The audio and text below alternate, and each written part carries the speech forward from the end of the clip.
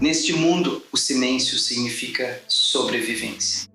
A única pessoa que tem dificuldade em ficar em silêncio é Duane Davis. No fim das contas, você tem que se perguntar se o que estão dizendo é realmente verdade. Não há fatos que apontem para me manter vivo. O primeiro dia do julgamento de Duane Keffe D. Davis, o único homem acusado do assassinato de Tupac Shakur, já chegou ao fim. Vamos recapitular os maiores momentos das declarações de abertura, que mostram o que podemos esperar de cada lado, até o início do depoimento das testemunhas. Este é um caso que está sendo construído há quase 30 anos, e ele acaba de começar. Bem-vindo ao Sidebar, apresentado pela Law & Crime. Eu sou Jesse Weber. Aqui estamos nós, depois de quase 30 anos, no primeiro dia do julgamento por assassinato da única pessoa já acusada criminalmente em conexão com a morte de Tupac Shakur. Lá em Las Vegas, Nevada, Duane Keffe D. Davis está sendo acusado de assassinato com uma arma letal, com a intenção de promover ou ajudar uma gangue criminosa. E um júri terá que decidir se ele é culpado ou não culpado. Júri composto por 16 pessoas. 10 mulheres, 6 homens, sendo 4 deles suplentes. O ícone do hip hop foi assassinado nas ruas de Las Vegas em 7 de setembro de 1996. Em um ataque a tiros de dentro de um carro em movimento, e os promotores alegam que Davis orquestrou esse assassinato. Não que ele tenha realmente puxado o gatilho, mas que ele facilitou, que ele ajudou na execução. Então, por que a promotoria acredita que Keffe D fez isso? Que provas eles afirmam ter contra ele? Bem, vamos às declarações de abertura, certo? Que do ponto de vista jurídico, eu sempre disse, são algumas das partes mais importantes de um julgamento.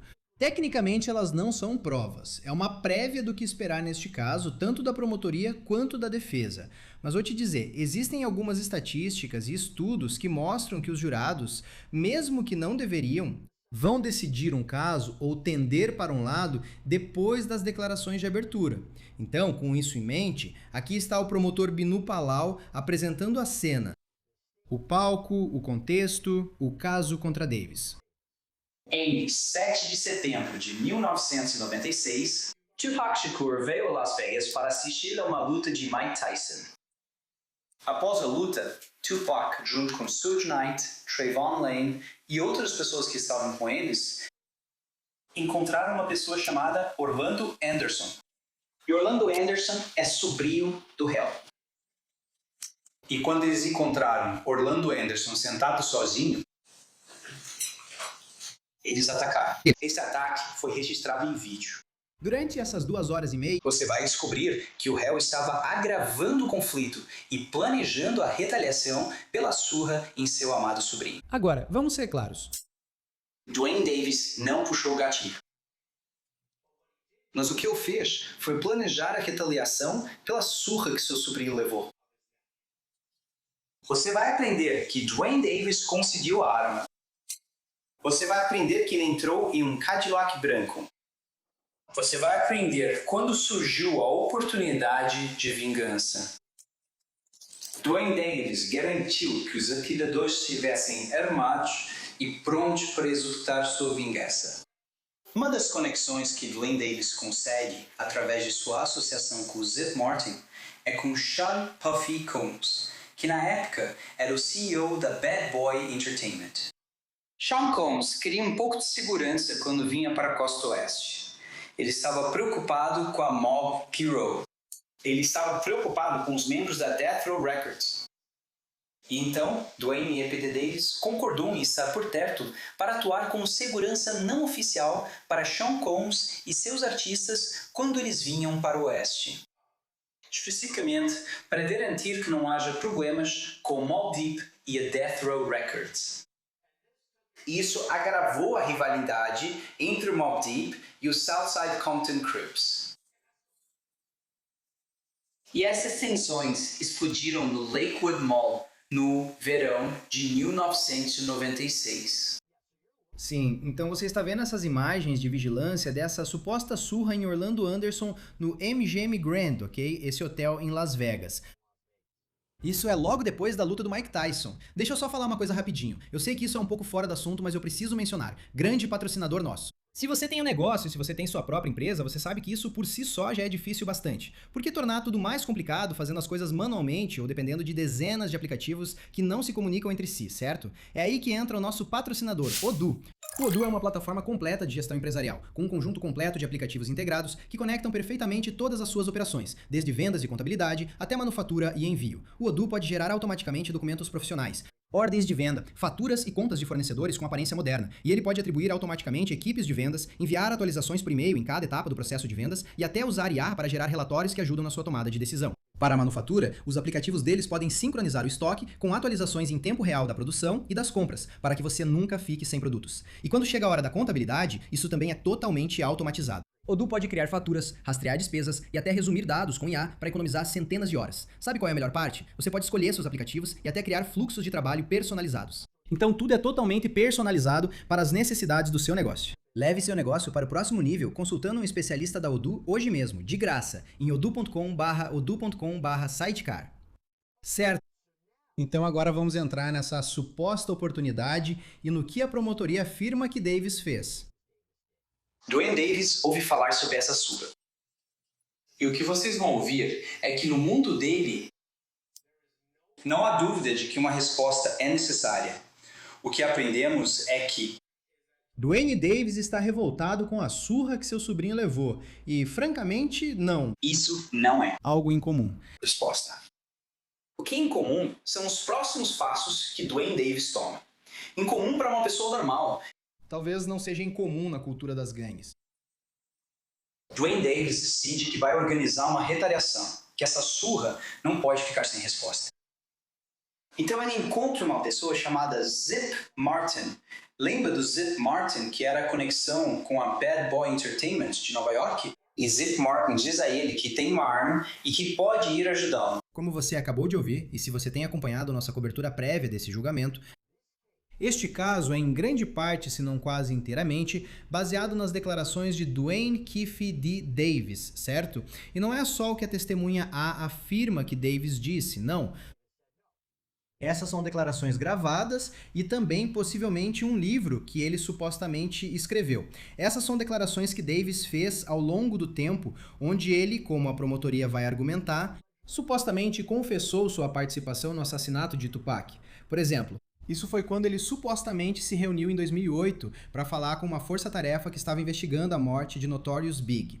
E enquanto ele supostamente fez declarações já em 1998 sobre o assassinato de Tupac, foi em 2008 que ele faz essa entrevista secreta. Então, eles estavam investigando a morte de Notorious Big, Christopher Wallace, morto 6 meses depois de Tupac. E de acordo com a promotoria, os agentes federais abordaram Davis porque ele aparentemente estava saindo da mesma festa em Los Angeles, a mesma que Wallace havia deixado pouco antes de ser morto. De acordo com a promotoria, eles pegaram Davis por causa dessa acusação de tráfico de drogas. Eles têm esse caso contra ele. Ele afirma, olha, eu não sei nada sobre o assassinato de Notorious Big, mas eu tenho informações sobre o assassinato de Tupac. Tanto faz. Eu não sei o que você está falando. Tipo, sabe aquele Code 662, quem é?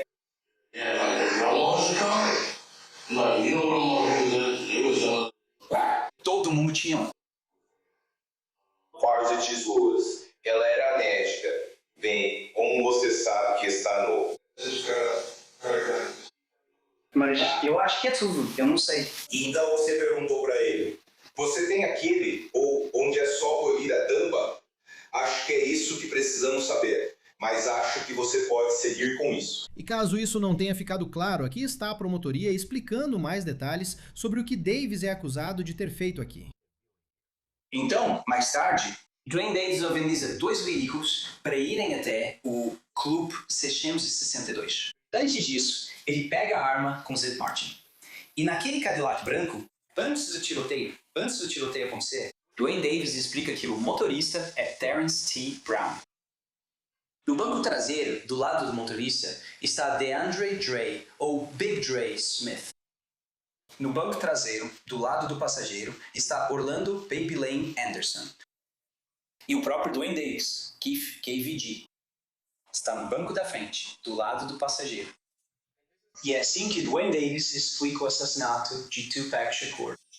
E este é Kef D, o Sr. Davis, aparentemente explicando ele próprio como tudo aconteceu. Bom, você foi direto aqui, chegou no Arnold, é disso que eu estou falando, não é aquele tão aguardado Boulevard. Tenho certeza de que você já viu de tudo. Talvez eles voltem aqui e acabem trabalhando para nós. Olá, Toba Tupac.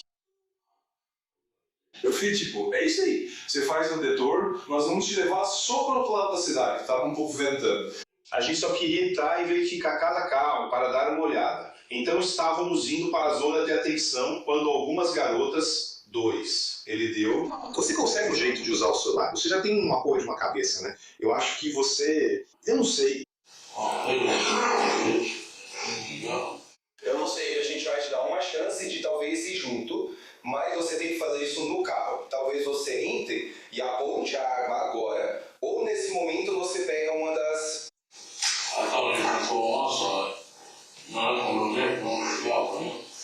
Essas para você. Ei, você vai sair para passear em Poleira? Então você ia atirar em algum lá dentro ou você ia sair? Ok, então... Você entrega a arma para o banco de trás. Sim. Você está certo. Está pronto para encontrar isso. Por que você gosta de fazer isso? Então, o que você ouviu? Duane Davis e seu advogado admitem que, ao verem Tupac Shakur e Suge Knight dirigindo para o Club 662, Duane Davis, junto com Terrence Brown, DeAndre Smith e Orlando Anderson, decidem fazer um retorno. Confrontam Tupac Shakur e Suge Knight. Duane Davis está com uma arma de fogo. É uma arma que ele conseguiu com Eric Von Vestes Martin. E então ele passa para o vento atrás. Duane Davis diz que se Tupac Shakur e Suge Knight estivessem do lado dele do veículo, ele mesmo teria atirado neles. Mas como eles estavam do outro lado, ele entregou a arma para DeAndre Smith. DeAndre Smith, de acordo com Duane Davis, não queria atirar naquele momento. Então Orlando Anderson atirou e assumiu esse lugar. Duane Davis explica isso várias e várias vezes. Ei, quando você começa a atirar, você disse que deveria olhar para ver se você... Sim. Ele vai direto para você. Sério? Eu só. Sei porque alguém já sabia. Quando... E então, você sabe, Tupac é o padrão de tiros. E de novo, a história é que Tupac está tentando. Eu vejo você falando. What do you see happening? Eu disse, eu vi o filme Ele.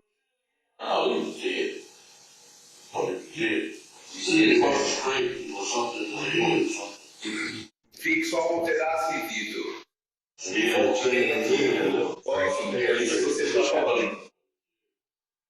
Tudo bem. Então, desculpe. Vocês. Eu pedi para vocês pararem. Era para parar o carro e sair. Então, toda vez eu ficava tipo, você dizia, por que você está tranquilo? E eu ficava irritado.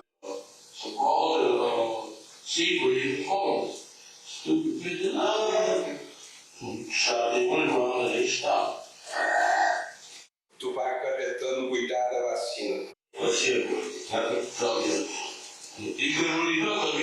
Obrigado a vocês. Agora, esse caso não se baseia apenas em uma entrevista gravada em 2008.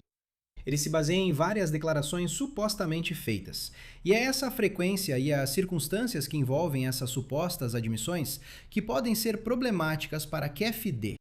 Em 2009, Davis está sendo tão prestativo com as autoridades federais que ele chega a voar para Nova York para tentar fazer Zip Marson se incriminar no assassinato de Tupac Shakur. Naquela época, Zip Marson estava morrendo de câncer, já tinha saído do jogo e realmente não se envolveu com a polícia. Em 2009, porém, Duane Davis concede uma entrevista ao detetive Dan Hall, do Departamento de Polícia Metropolitana de Las Vegas. Agora, Duane Davis estava mais cauteloso nessa entrevista. É um ambiente diferente da entrevista de 2008. Não é mais um segredo. Mas Duane Davis admite no filme que ele estava em Las Vegas. Que ele ficou irritado por causa de Orlando Anderson, que ele era o cara. Que ele estava no Cadillac branco, que ele conseguiu a arma de fogo que acabou matando Tupac. Então, em 2017, Duane Davis decide tornar isso público. Ele é acordado pelos produtores de um programa chamado Death Row Chronicles, que passa na BET. Isso é apenas uma pequena parte do que ele diz ser sua motivação para participar. Em apenas um desses dias de DVD, eu era uma cópia do código criativo do Jim e sou o único vivo que realmente continua a história sobre o check-in das 2 horas. As pessoas têm me perseguido há 20 anos. Jornais, revistas, estou vindo a público agora para demonstrar por que estou com câncer. Não tem nenhum desses fóbios. Tudo o que estou ouvindo agora é verdade. Surpreendentemente, em 2019, Duane Davis então decide que vai publicar seu próprio livro. E com relação ao livro, certamente há muita autopromoção. Mas, novamente, o núcleo permanece. Ele ficava furioso por Orlando Anderson. Espere, com a surra em Orlando Anderson, o sobrinho de Davis. Ele estava em Las Vegas. Ele pegou a arma. Ele estava em Cadillac branco. E ele entregou a arma para o xerife. Então, você acabou entrando no carro com Baby Lane e em... No carro, com ele sim. E nós fomos até o semáforo na Sunset com a Flamingo. E o cara tava agindo como se tivesse em um desfile ou algo assim. E aquele BMW com a pessoa pendurada na janela. Ei, tá longe demais. Tá longe demais. Alô? Ele tava me chamando. E a gente teve que descer. Ele chegou ao lado deles. Agora, tem algo fundamental aqui que a promotoria destaca. Uma emoção que supostamente surge de KFD, que o promotor afirma que mostra que ele participou desse assassinato de Tupac Shakur. E essa emoção é a raiva. E novamente, o que resta, mesmo em 2020, 2021, 22, ainda resta a raiva visceral de Duane Davis por Tupac Shakur.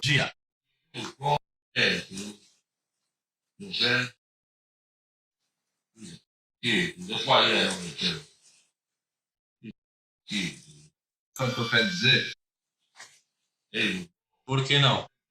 Por favor, não saiba meu nome. Por que não? 28 anos depois. Essa é a raiva visceral que Duane Davis sentia por Tupac. Ele fez isso em 2 horas e meia. Ele tomou a atitude que achava ser a resposta adequada. E 28 anos depois, ele ainda está com raiva do que Tupac fez. Em 7 de setembro de 1996, Tupac Shakur participou publicamente, diante das câmeras, de uma surra humilhante do sobrinho de Duane Davis, Orlando Anderson. E Duane Davis sabia que no mundo dele isso exigia uma resposta.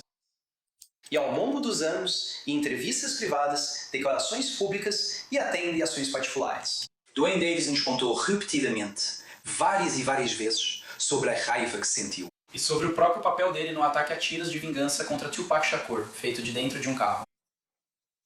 E agora, quase 30 anos depois, vamos pedir que você finalmente responsabilize Duane Davis. Obrigado. Então, esses são os momentos-chave da declaração de abertura da promotoria. Lembre-se, eles têm o ônus da prova. Eles precisam provar esse caso além de qualquer dúvida razoável.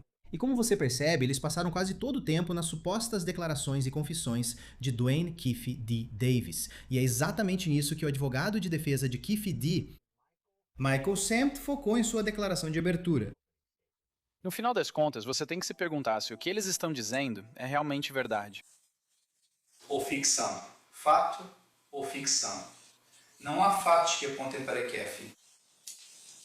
O principal. 3 temas aqui por parte da defesa, pelo que pude ver, certo? Primeiro, não há outras evidências ligando Keefe D à morte de Tupac. Por exemplo, a promotoria parece não ter a arma do crime neste caso. Segundo, investigação descuidada, não foi completa. E terceiro, você não pode confiar no que Keefe D disse, que ele inventou tudo. O departamento de polícia de Los Angeles entrou em contato com ele, ligou para ele e disse: "Ei, detetive Long, nós temos a arma. E nós testamos e ela corresponde ao que você está procurando em relação à arma que matou Tupac Shakur." O detetive Wong vai até o departamento de polícia de Los Angeles. pega a arma, transporta de volta, manda testar a arma e o resultado não bate com o caso. O LAPD diz para ele: nós te demos uma arma falsa só para te testar. O que você também vai descobrir é que de todas as pessoas naquela sala, nenhuma pessoa confirma o que o Keefe D nos disse. Que o FDI, o padrão ouro de investigação no nosso país, não saiu para investigar o que foi dito. Agora, uma das coisas que o Estado mostrou para vocês foi a foto de um carro e indicou que havia 4 pessoas naquele carro. E ele disse que, em algum momento, 3 dessas pessoas estão mortas e Keefe D é o único que restou. Mas no momento em que ele dá seu depoimento para a Força Tarefa em 2008, há outro indivíduo que ainda está vivo. Eles nunca entrevistaram esse indivíduo para verificar se essa informação era verdadeira. Por quê? Porque o FBI simplesmente ficou inerte e o Departamento de Polícia de Los Angeles simplesmente não se importou. Ele nunca foi acusado por nada do que disse durante aquele período.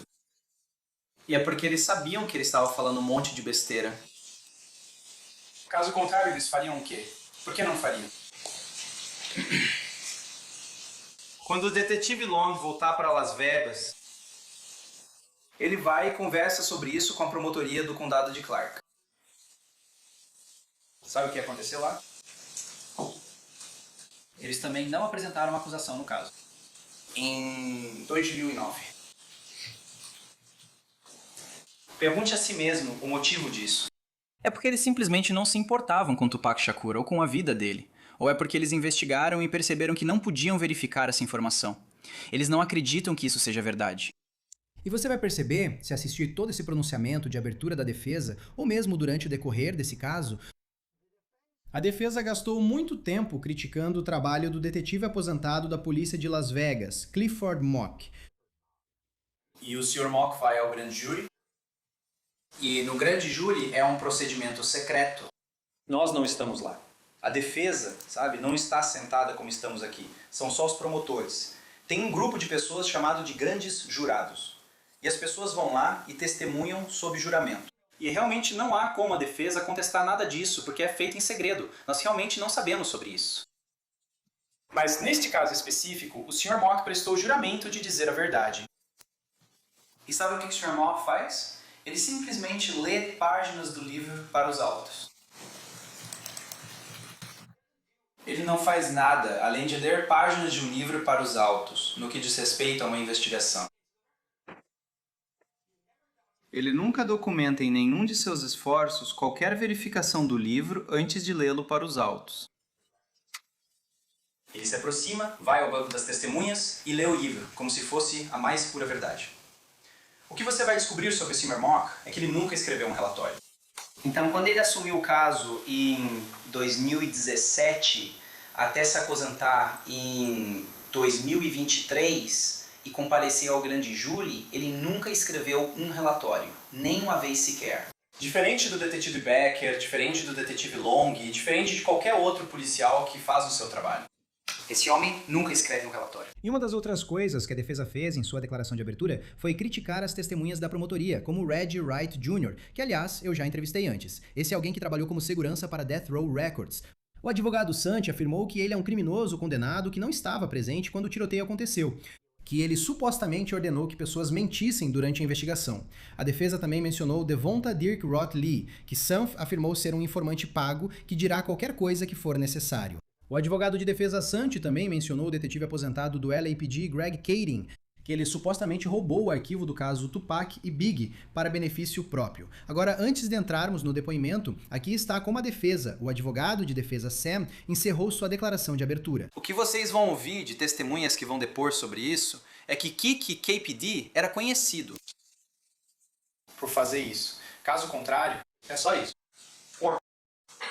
E no final de todo o tempo que vocês passam juntos, o que vocês vão perceber é que o Estado não pode provar para vocês, além de qualquer dúvida razoável, a alegação de que Kiki teve qualquer envolvimento com um assassinato em primeiro grau com uso de arma letal.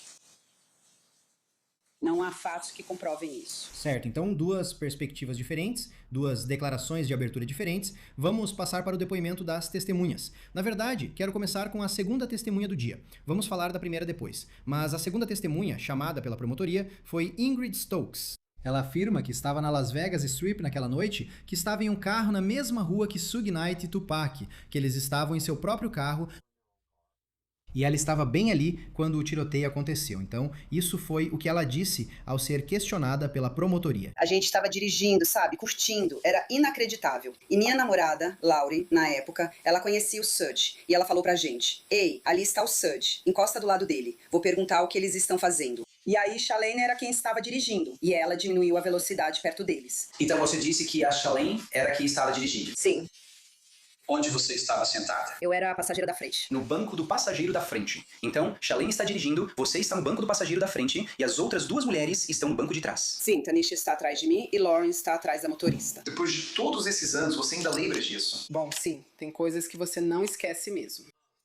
E então, quando você começa a dirigir, ou quando você vê o Suge, e sua amiga, começa a conversar com o Suge, o que acontece? Eles estavam conversando, e ela perguntou: "O que está acontecendo? O que houve?" A gente olhou e inicialmente paramos ao lado do carro. E meio que acenamos ou dissemos oi, esse tipo de coisa. Mas estávamos no nosso próprio mundinho. Enquanto ela conversava com ele, ele disse: "Ei, nós todos vamos para a balada. Por que você não segue a gente? Fica atrás da gente. Você pode ir com a gente." Tinha um carro atrás da gente. E eles continuavam dando voltas ao nosso redor, tentando ficar na nossa frente. Quase batemos no carro quando tentamos sair. Tinha um carro na faixa, naquela última faixa que era a faixa de conversão. E era um carro branco de 4 portas. Eu não sei te dizer exatamente, era tipo meio branco. E quase batemos nele quando estávamos tentando sair dali. Você estava tentando perseguir o carro branco? Poxa, eu só queria ir embora. O policial fez a gente sentar no chão, na calçada, na frente de todo mundo. As pessoas, os carros, acho que ainda estavam passando. Então foi uma situação meio estranha, porque eles foram meio rudes com a gente e depois começaram a nos tratar como se fôssemos suspeitas. Mas a gente realmente não sabia o que tinha acontecido. Agora quero que você preste muita atenção no que ela diz quando é questionada pela defesa no contra-interrogatório. Quando a gente parou do lado dele e ela estava conversando com o Suge, ele estava relaxado, tipo sentado no banco do passageiro. E Suge estava relaxado conversando com Lauren. Nada, tipo, não tinha nenhuma interação. Ok, então enquanto você está sentado lá e você chega, Tupac não estava com o corpo para fora da janela, nem fazendo nada para fora dela. De jeito nenhum. Tudo bem. Ele não estava com o tronco para fora da janela, gritando para os fãs: "Tupac!" Para se mover. Não havia fãs por perto. Eles estavam apenas dirigindo o carro, ouvindo música como a gente estava. O que eu tirei disso, esse relato contradiz o que Kef D disse em uma das entrevistas dele, onde ele aparentemente afirmou que as pessoas estavam gritando Tupac. E ele estava se inclinando para fora da janela. Ela parece discordar desse relato, ou o relato dela é diferente. Então eu acho que a defesa está tentando montar esse argumento aqui. Não se pode acreditar no que Kef D disse, que ele é um narrador não confiável. Algo para se pensar. Agora eu quero voltar para a primeira testemunha desse julgamento. Certo, Gary Dale trabalhava para o Departamento de Polícia Metropolitana de Las Vegas. Ele estava trabalhando na equipe de bicicletas na noite em que Tupac foi morto. Afirmou que antes do tiroteio, mais cedo naquela noite, ele parou essa BMW preta, que segundo ele estava sem placas, e ele disse que estava ocupada por Suge Knight e Tupac Shakur. Mas esse é o momento chave. Ouça esse relato do que aconteceu após o tiroteio e eu vou te contar. É arrepiante ouvir e juridicamente pode ser importante para a acusação. Avançando cerca de, eu diria que 10 minutos depois, algo incomum aconteceu. O que aconteceu? Nós continuávamos pedalando na área da Strip. Estávamos indo para o sul na avenida e ouvimos alguns chamados sobre um veículo. Não consigo lembrar exatamente o que foi dito, mas estávamos indo para lá. Indo em direção a Harmon, vimos o veículo que havia sido descrito no canteiro central da estrada. Parecia que ele tinha subido no canteiro e estava parado ali, no meio do bulevar. O que você faz quando vê isso? Nós nos aproximamos do veículo. É você e o Sr. Goldberg? Sim, o Sr. Goldberg e eu. E você vê alguma das duas pessoas que viu anteriormente no veículo? Sim. E quem é essa pessoa? Marian Knight estava fora do veículo, andando por aí, conversando. E Tupac Shakur estava sendo removido pelos paramédicos. Enquanto Marian Knight está falando, você se lembra de algo que ele disse? Ele estava nos dizendo para cuidar do Tupac Shakur. Você consegue ter algum tipo de comunicação com o senhor? Chandler, ele ainda estava falando e eu estava tentando convencê-lo a me dizer o nome dos agressores dele. E ele chegou a responder? Sim, ele respondeu, não, mas vamos cuidar disso. Algo assim. Não, nós vamos assumir isso. Nós vamos cuidar disso, algo assim. Fala sobre aquela corrente de ouro grande que vemos naquela fotografia ali. Na segunda vez que você encontrou o Sr. Shakur, ele estava usando aquela corrente de ouro que está em volta do pescoço dele. Não. Então, o que veio à minha mente... Tupac Shakur aparentemente sabia quem fez isso com ele? E se houver uma continuação dos eventos aqui, Orlando Anderson, e então isso for uma retaliação, dá para entender por que isso pode ser fundamental para a acusação? Mas é isso aí, certo? Alguns dos maiores momentos do primeiro dia. Estamos planejando fazer isso todos os dias. Queremos garantir que você tenha um resumo completo dos momentos mais importantes de cada dia. Vamos analisar isso para você também, tanto do lado da acusação quanto da defesa. O que está acontecendo nesse caso? E, aliás, você pode assistir esse julgamento ao vivo no canal Long Crime Trials. Espero que você possa conferir. Certo, antes de encerrarmos, quero só dizer uma coisa para todo mundo. No Sidebar, como vocês sabem, a gente analisa grandes julgamentos. A gente mostra para vocês as principais provas. Às vezes, a gente fica um pouco limitado no quanto podemos mostrar para vocês. É por isso que, se você ainda não sabe, você pode ver tudo nos arquivos dos casos no aplicativo Long Crime Plus. Temos isso também para Tupac Shakur, então estamos abrindo o cofre de evidências. Assim, você pode analisar as imagens brutas das câmeras corporais, as ligações para o 911, as fotos da cena do crime, as gravações completas do julgamento por conta própria. Além disso, você tem streaming sem anúncios de todos os seus programas favoritos de direito, Long Crime e Court TV. Você pode ver tudo isso de graça por um mês inteiro. Acesse longcrimeplus.com, insira o código promocional Sidebar e comece a explorar hoje mesmo. Isso é tudo que temos para vocês agora aqui no Sidebar. Pessoal, muito obrigado por nos acompanharem. E como sempre, por favor, inscrevam-se no YouTube, Apple Podcasts, Spotify, onde quer que vocês ouçam seus podcasts. E vocês também podem nos assistir na Peacock da NBC. Muito obrigado, pessoal. Até a próxima.